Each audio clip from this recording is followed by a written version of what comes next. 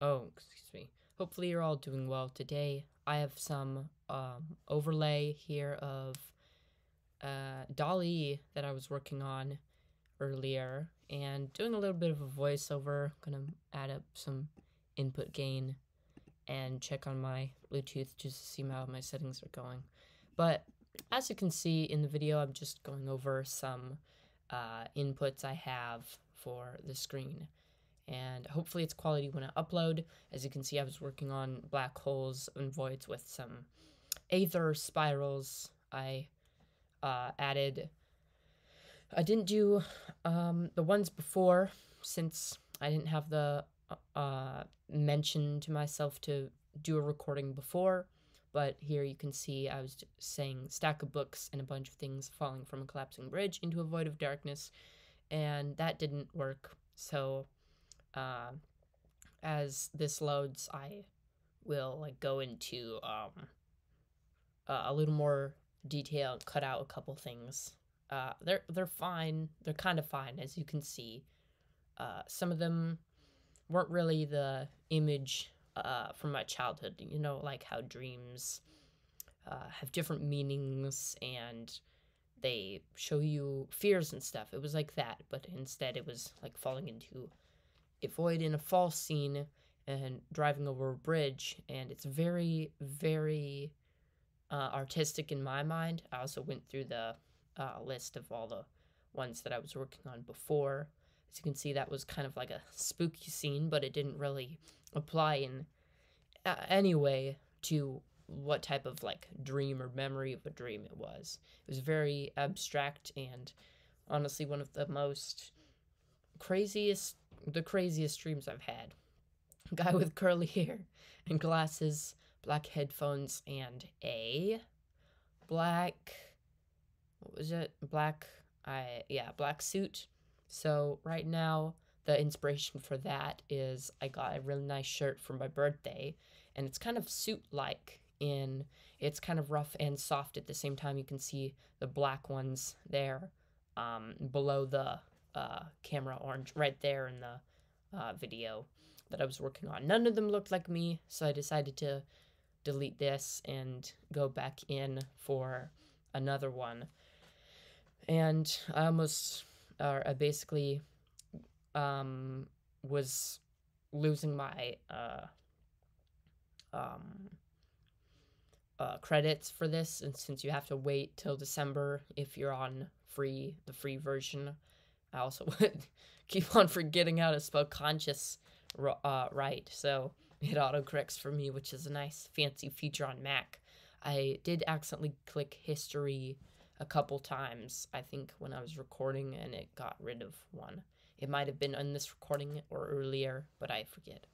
So this was kind of something I was imagining would look a little bit better, but I had to specify that it was more geometric than an actual hourglass and some cosmic sort of time scale or something.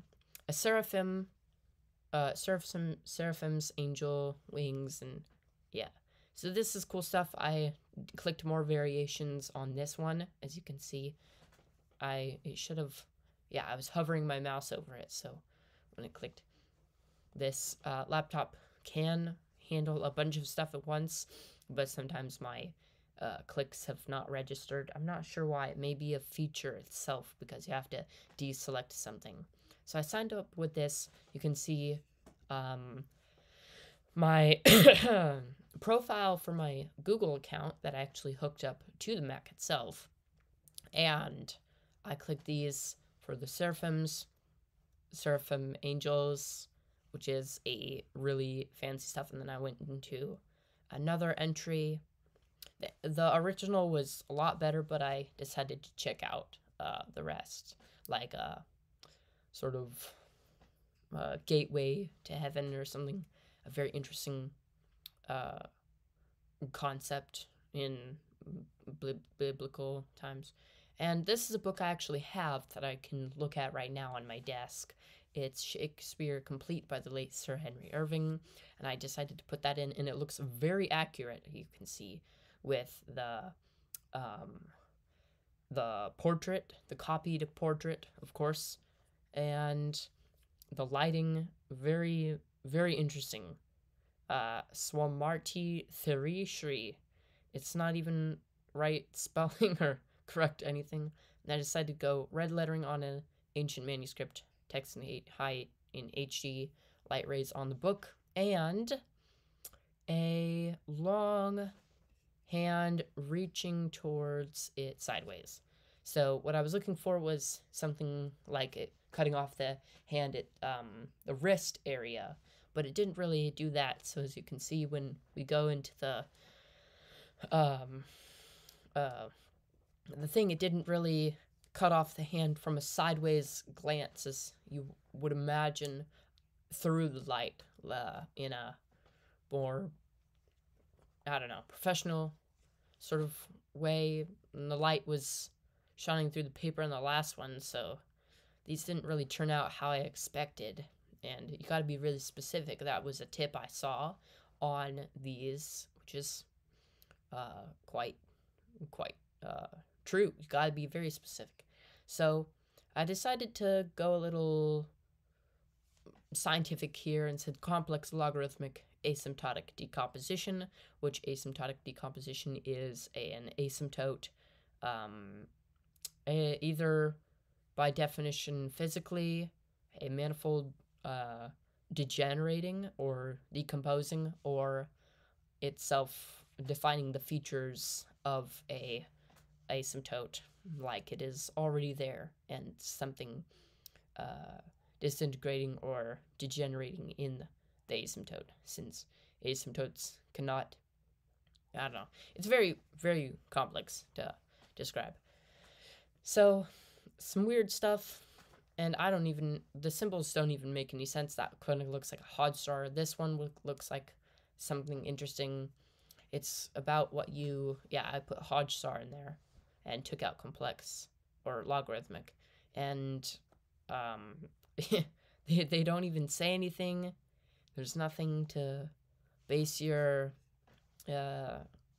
description off of, so, or it doesn't have any correct lettering. It just takes a bunch of images and puts them together, so you can see through all of these they don't really apply or make sense. You can see like alpha and beta combined there, and I decided to take that out. It's just funny scientific stuff that doesn't really make sense, because you gotta really have a brain to take it in. It was just, I don't know, it's something fascinating that this software can do. Dall.E, that is fuzzy neural networks and time-dependent tangential bundles. So tangential bundle just means something on a surface of, typically a hypersurface, is a tangent bundle on the surface. So this one was the closest I got to it. And then the fuzzy neural networks, which didn't really have anything going with them. I don't know. The last one was something pretty complex, and it looked like it would have been an authentic, genuine kind of thing going on there if I could see what was happening. This looks like hop vibrations. Very interesting enunciation there. And I decided to go back in and add pathways. So this was the closest I got to it. You could see all the lettering in the fonts, but it doesn't really say anything, so you can't really actually use it to deduct anything from it. I clicked on this and went in and saw a bunch of so this is like a dot product here, the LOL thing. That would be a dot product, so it's like a bitwise for qubits. You would have a surface L tied to L in some fashion. It would be multiplicative, I think, in bitwise multiplication or topological senses. Tensors, that is. And I went and did this, didn't see anything fascinating, so I decided to go back in. I did save, I'm pretty sure I did save the first one, just because it looked cool and maybe I could use it. So you can see on the side with the history, just a bunch of a bunch of stuff. I said my screen name, Timely Seeker's 18th birthday party, and I don't know why I said that, but it was kind of funny since it was like I was just talking about seraphims and like turning 18. It's like angel numbers and stuff, 794, all that weird stuff. So I just stopped recording there, and yeah, so that's how it went.